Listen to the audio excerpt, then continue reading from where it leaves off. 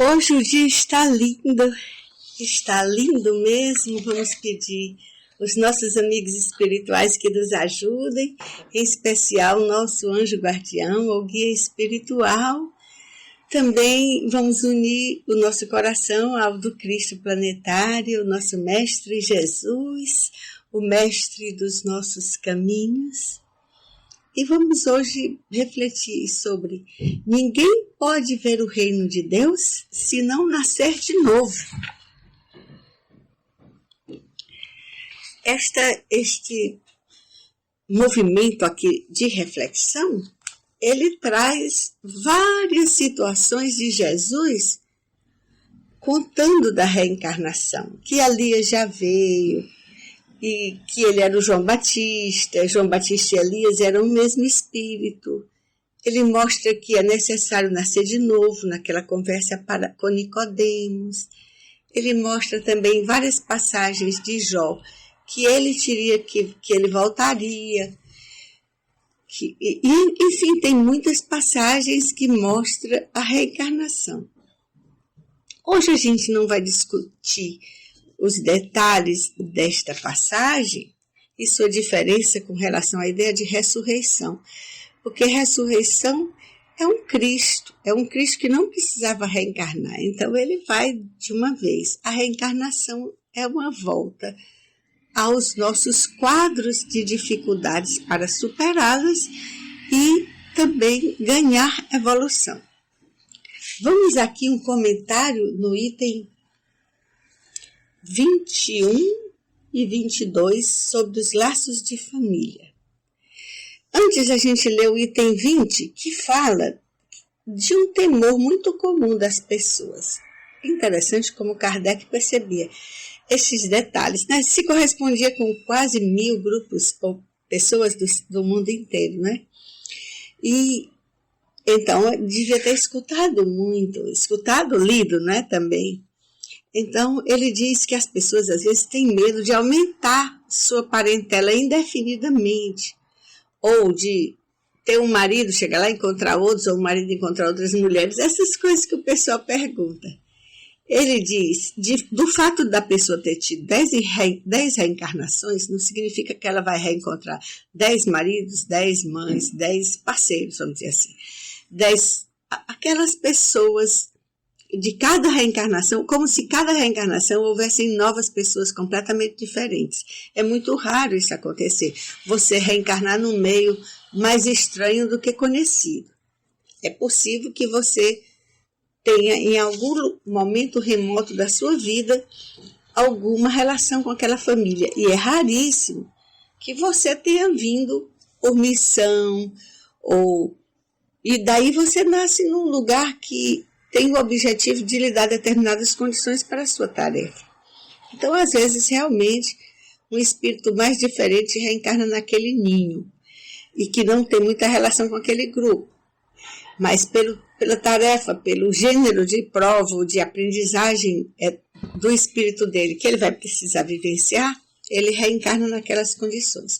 Então, ele vai dizer que, mas o que é importante aqui, que Kardec diz, é que às vezes, quase sempre, né, os espíritos que foram seu pai noutra reencarnação são irmãos, são filhos, então eles mudam o nome do tipo de laço que tinham, mas eles vão reconstruindo e expandindo cada vez mais aqueles afetos, porque pela nossa imperfeição a gente acaba por se arranhar.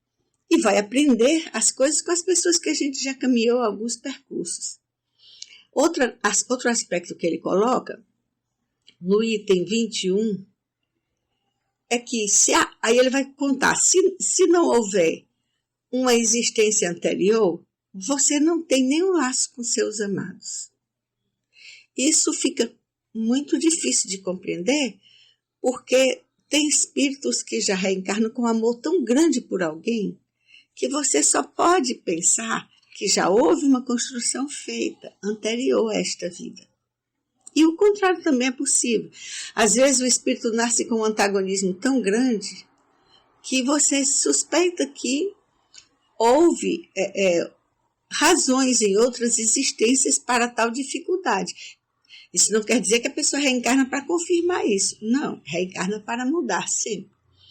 Então, ele diz que quando a gente acredita na reencarnação, a gente vai ter sempre uma chance nova de reconstruir laços partidos. E quando não, se a coisa está ruim, vai ficar em definitivo, né? Outro aspecto que ele analisa, o Kardec, é que a não reencarnação, quando fixa definitivamente o destino de uma pessoa, isso implica, agora eu vou ler textualmente, implica a cessação, quer dizer que pare todo o progresso. Porque se uma pessoa vai ser condenada para um inferno, por exemplo, e não muda mais, ela para o progresso dela. Durante o infinito tempo da vida, das galáxias, do universo, aquela pessoa parou ali. E há uma separação, além disso, entre os seres que se amam. Porque eles estarão separados para sempre, aqui está grifado, e sem esperança de se reaproximarem ou aproximarem. Então, os laços de família não têm sentido, porque vão ser partidos se a pessoa escolher viver outras coisas. Não há apelo, não há novas chances de reconstrução daquela pessoa que se desviou da lei do amor. E que às vezes é nosso ente mais amado ou muito amado, né? Então, com a reencarnação, há o progresso dos espíritos que vai caminhando para uma perfeição também, é outro aspecto. Há uma finalidade na reencarnação, que é esse aperfeiçoamento do espírito. Há uma expansão da nossa família de consanguínea para uma família espiritual, para que a gente tenha uma fraternidade universal, uma solidariedade universal. E os laços vão se aprofundando, isso nos faz evoluir. Essa coisa muito genérica podia não fazer-nos evoluir tanto, pelo menos no começo. Os laços mais íntimos, eles trabalham nossas dificuldades e nos levam a aperfeiçoar. Outra coisa, mesmo que umas pessoas se retardem no caminho, ele diz aqui, não está perdida a esperança se você acredita na reencarnação. A pessoa pode se reconstruir mais lá, pode ser ajudada, encorajada e sair daquela ordem de desvio da lei do amor que ela está vivenciando. Pode retomar com o esquecimento do passado, nos braços dos entes amados, de uma forma nova. Cada situação vai mostrar, então, a solidariedade entre as nossas vidas, entre os seres humanos e entre os mundos. O que é muito importante, né? Hoje a gente conta uma história que eu evitei contar uma vez falando de reencarnação, porque o começo da vida dessa moça é uma história sobre... A autora chama Bauman, que é uma pessoa que estuda reencarnação. Veja, ela encontrou, essa autora sentiu que tinha uma pessoa ali procurando, porque uma amiga disse. Mas quando ela procurou a moça disse que estava se separando e que estava tão fragilizada que ela não queria tocar nas questões que eram as mais importantes da vida dela. No entanto, você vê, a pessoa às vezes está em conflito, não quer tocar nas coisas que precisa resolver. Não precisa ficar se lamentando ou chorando indefinidamente, mas de alguma forma há que equacionar, que pensar. Só por quê? O próprio Jung, que é um estudioso, foi discípulo do Freud, depois ele rompe com ele, assim, mas acolhe algumas coisas que ele diz, que são fundantes do pensamento da psicanálise. Ele coloca com muita clareza, como os livros são densos, não dá para trazer um objetivo de um evangelho, mas ele nos diz com muita limpidez, e Joana de Ângeles retoma isso com o pensamento espírita, que quando o próprio Kardec diz isso, de um outro lugar, não é? Que quando a gente se desvia da lei do amor, mais cedo ou mais tarde a gente vai ter aquele aguilhão, alguma coisa que força a gente a tomar o caminho de novo do amor. E então esta moça que estava querendo procurar alguém para conversar sobre uma intuição que ela tem de que um filho dela é a reencarnação de outro que desencarnou, ela está querendo conversar, mas ela tem umas coisas fundas aí que ela se sente culpada na história desse filho que desencarnou e que ela tem medo de mexer. Mas ela acaba por encontrar essa pessoa que escreve o livro, a Carol Bauman, e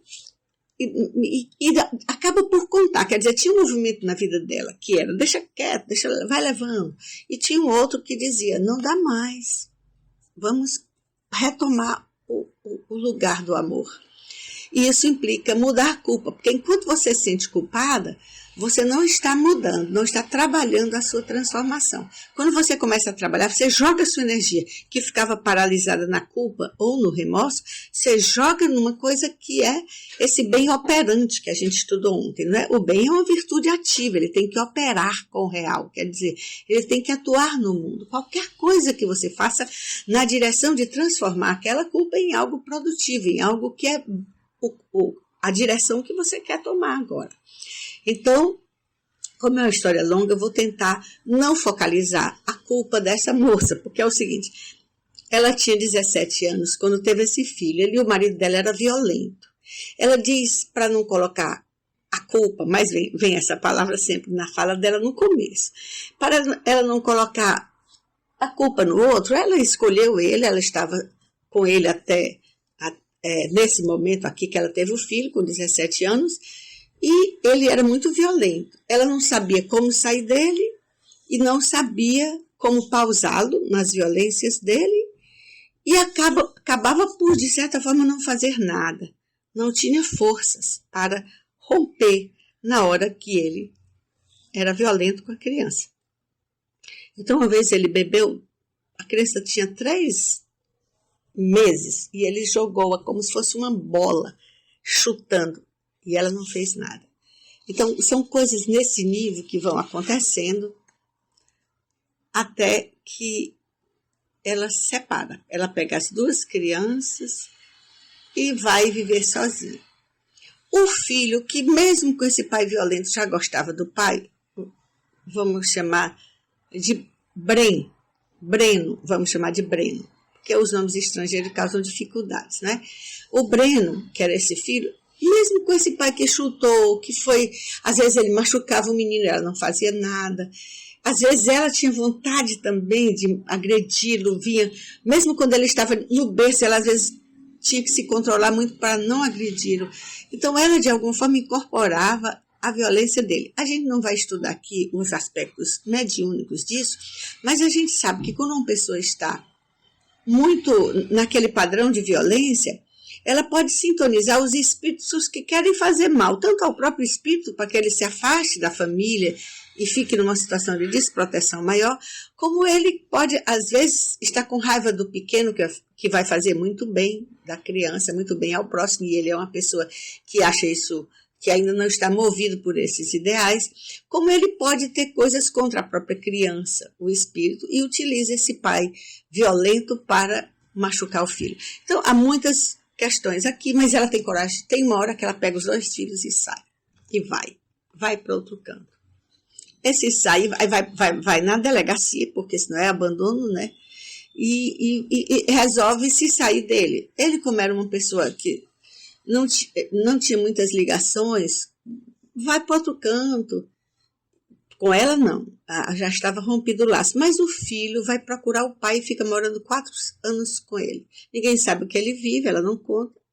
Deve ter se confrontado com o pai, que não é aquele que ele imaginou, porque ela diz, quando ele me abandonou, quando eu resolvi ficar com os filhos e romper com esse marido violento, o meu filho, que era adolescente, só tinha palavras para me colocar que tudo era culpa minha. Eu tinha realmente não sido uma boa mãe, ela diz, para o Breno, mas eu achava que eu tinha aquele motivo de ser casada jovem e que a violência dele me acuava, me deixava sem forças. Porque ele bebia e ele fazia qualquer coisa. Ela disse que mesmo matar ele faria. Então ela tinha muito medo. E aí não conseguia se contrapor àquilo que estava acontecendo. Modificar, superar, buscar outra coisa, buscar ajuda. Não. E aí ele vai viver com o pai, porque ainda idealizava, ela disse que ele idealizava o pai, depois que ele se confronta com alguma coisa que é real no pai, ele volta a viver com a mãe, e aí ela já estava com um novo casamento e com um filho, um outro filho chamado Scott. O menininho, o outro, ele queria muito bem a esse irmão. E geralmente o irmão, que é de um pai e que tem o outro, tem aquele pai que a mãe casou de novo, geralmente há um ciúme aí. Mas o mais velho protegia o pequeno e o pequeno protegia mais ainda aquele mais velho, que era o Breno, né? Que era dessa relação complicada. Então, ela engravidou desse segundo, sim, aí ela teve esse outro filho. Aí, só que quando o primeiro, esse Breno voltou a morar com ela e tudo, e quando parecia que estava tudo muito bem, ele começou a ter pesadelos e disse que lutava muito a favor da vida dele, mas que tinha antagonistas ferozes que apareciam para ele nos pesadelos que ele estava tendo todo o tempo, todo dia. Todo dia, né? Todo tempo não. E então, nesses pesadelos, ele percebia que não duraria muito, porque era muito tenaz a perseguição, ele não tinha forças e ele não tinha condição de avaliar o que estava acontecendo. Ela não tinha nenhum movimento com relação ao espiritismo, não. Então ela ficava no escuro, como se diz, durante todo esse período da vida dela, durante toda essa infelicidade, que no primeiro impulso a pessoa já vai buscar ajuda, ela vai... Não é que a pessoa chega no centro espírita e diz tudo que vai acontecer, tudo que está acontecendo, não. Mas é a procura da pessoa, que pode procurar também qualquer religião, ou no mundo, como ela foi procurar sem religião. Mas, às vezes, demora mais, porque ela muitas vezes se enganava, dizia, deixa como está. E as pessoas dizem, não, ruim com ele, pior sem ele, estas coisas. E a pessoa, às vezes, não sabe bem o que fazer.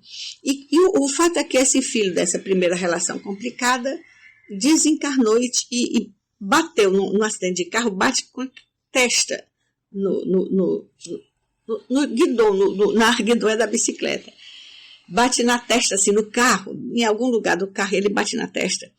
E 3 anos depois, ela engravida desse novo marido, de quem já tinha um filho, e ela acredita que é este filho. E aí ela começa a conversa no tempo presente com a autora do livro. Bom, eu acho que esse meu filho é a reencarnação do outro que teve o acidente e que teve até uma intuição de que não duraria, porque ele dizia que a perseguição era tenaz contra ele. A gente pode inferir que muitas coisas que o pai fez, muitas coisas que a mãe fez, já podia ser esse antagonista, esse espírito. Se a pessoa faz preces todo dia, se a pessoa tem uma procura espiritual, ela pode esclarecer um espírito assim. Pode não conseguir. Né? O Bezerra de Menezes não conseguiu isso com o próprio filho. No dia que ele consegue, a estreiteza da relação do espírito com o filho dele, que tinha o sintoma de esquizofrenia, que era um pouco essa vinculação, era tão estreito, era tão estreita a ligação, que o espírito disse, eu vou até deixar seu filho, porque você é bom, não é por ele não, mas ele não resiste, porque está muito vinculado a mim, a esse mal que nós fizemos juntos, a esse mal que ele me fez, enfim... Ele não resiste, realmente ele desencarna, mas desencarna lúcido e desencarna liberto daquele espírito. Então, a gente nunca sabe onde aquela ligação vai terminar. Por isso, nossa tarefa de fazer sempre o bem. Por isso que Jesus é a base de tudo. Bom, não destruindo todos os outros luminares que a humanidade tem. Mas o nosso foco é o mestre, né? O mestre, nosso Cristo planetário. Se você faz o bem como ele anuncia, você vai resolvendo essas coisas. O problema é que, às vezes, nós temos uma tradição, como a gente tem analisado, de se acomodar em termos de uma relação com a espiritualidade que é baseada na veneração e não na transformação de si mesmo, né? E aí a gente não aposta muito nas nossas possibilidades. A fé é essa possibilidade da gente ter mais confiança no nosso potencial de transformação. Transformação de si. Porque algumas coisas nas estruturas, nos grupos, nas pessoas, a gente não vai mudar. Mas a nós próprios vai. E você vê que essa moça mudou um pouco, começou a fazer um exame de consciência e rompeu com aquela relação desastrada que podia acontecer uma tragédia. E depois casa bem, tem um filho, aí já ajuda o espírito a nascer. Tem mais, então, esse filho que ela acha que é a reencarnação do menino. Aí o resto do texto é todo o tempo ela mostrando as provas. o menino nasce com uma mancha na testa, no lugar em que ele tinha levado a pancada que fez ele falecer. O Breno, que quando reencarna, chama-se Jesse. Jesse. Esse Jesse nasce com a mesma coisa na testa. O menino, quando vê a foto desse que morreu quando era criança, diz assim, esse sou eu. Ela diz, não, esse é seu irmão. Ele diz, não, sou eu. E por aí vai indo. Ele diz, na cozinha, ela sente um cheiro quando antes dele reencarnar, ela via ele aparecia assim. Ela estava no lugar, sentia aquele cheiro de um perfume que ele gostava, que era o mesmo que ela gostava, e sentia-se uma espécie de nuvem de luz que tinha uns pontinhos brilhantes, e aí ela percebia que era o filho. Ela não chegava a vê-lo com tanto detalhe, mas alguma coisa ela percebia e via. E aí ela fica feliz. E isso reforça. Por isso que a experiência medianímica, ou seja, essa experiência com o mundo espiritual, se a gente demoniza, a gente perde de perceber que ela nos dá caminhos de evolução.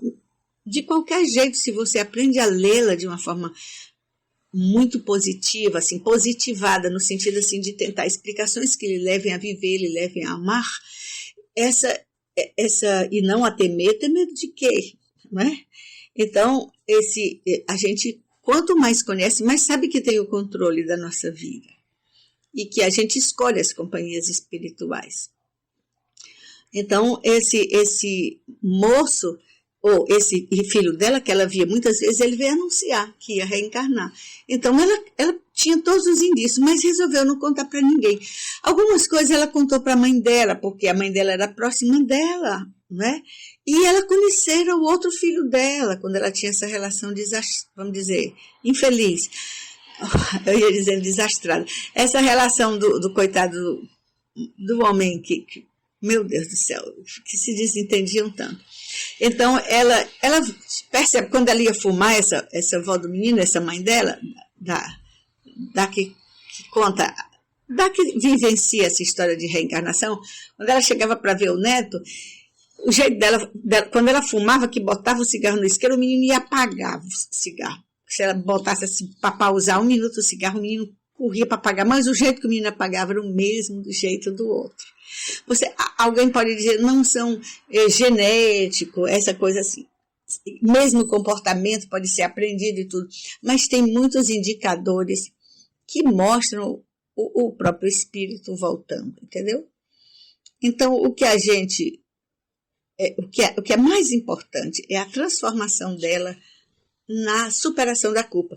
Quando esse filho do primeiro casamento difícil, acidentou-se e ficou poucas horas ainda no hospital, ela falou com ele, pediu desculpas, disse que o amava sempre. E antes disso, quando ela separou, ela já começou um trabalho de dizer que amava o filho, que ela tinha errado, mas que ia aprender a acertar, porque ela era muito nova, porque ela não sabia. Então, ela fez um trabalho que a gente costuma fazer depois do desencarne. Por isso que é importante a transformação. Por isso que é importante uma crença que sabe que você, lá, como aqui, como desde já, a hora que você tem consciência de algo que deve mudar, que é na direção do amor que você vai mudar, é importante fazer. Por quê? Porque você não precisa esperar a vida todinha, que vai aumentar ainda as dificuldades, para chegar lá, ter essa consciência e começar tudo de novo, de um novo ponto. Claro que não começa do zero, mas às vezes as dificuldades ficam avolumadas, porque se você não se reconciliou com aquele espírito nessa vida, quando reencarnar, ele vai estar assim, um pouco assim, questionando muito mais você. Não vai ter tido mudança dele, porque não houve essa reconciliação ainda. Mesmo que ele esqueça o passado e tudo, tem horas que vai voltar aquele ímpeto.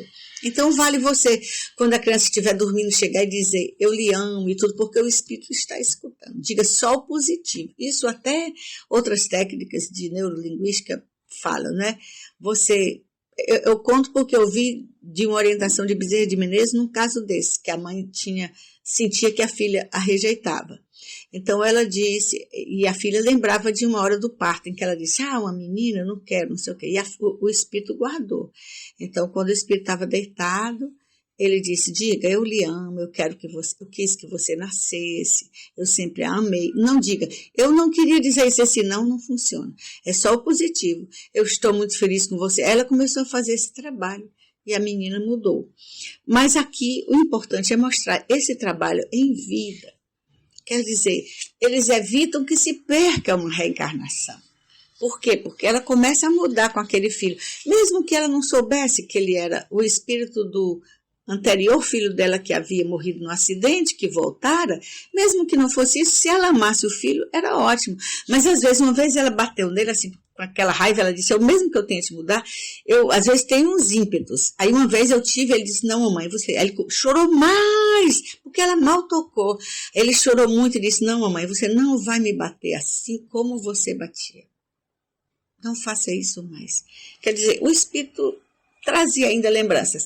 Geralmente isso até 7 anos. Depois o espírito assume a reencarnação com suas lembranças normais. Ele fica menos livre do corpo físico, fica mais atarracado, vamos dizer, ao próprio corpo, à própria situação reencarnatória, e ele não fica tão liberto para ir lá e voltar no outro plano, a não ser que seja um espírito muito evoluído. Isso tudo depende da evolução, claro, mas é verdade que ele costuma, até 7 anos, sobretudo em morte por acidentes, haver essas revelações espontâneas.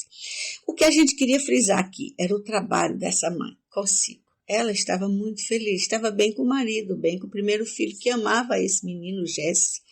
O Jesse, por 7 anos, já volta a uma vida cheia de coisas. Os gostos dele eram muito parecidos, gostava de futebol como nunca, gostava disso, daquilo, ainda teriam coisas parecidas. Mas ela já não se importava isso, porque o que importava a ela era a relação dela com o filho. Que ela tinha feito, ela achava que tinha feito muito mal quando ele era o Breno, e agora, como Jesse, ela já era outra pessoa, mais atenta. Quando a gente diz outra pessoa, ela diz, eu não mudei completamente, eu ainda tenho alguns ímpetos, mas eu não me deixo levar por eles. Eu controlo, eu modifico. Eu já trabalho o meu amor por ele desde que ele nasceu. Então, já é outra coisa, eu já me sinto outra. Então, este trabalho é que a gente vai fazer sobre outras coisas na nossa vida que nos parecem difíceis. E esse é o trabalho da reencarnação. A gente reencarna para aprender a amar. Muita paz.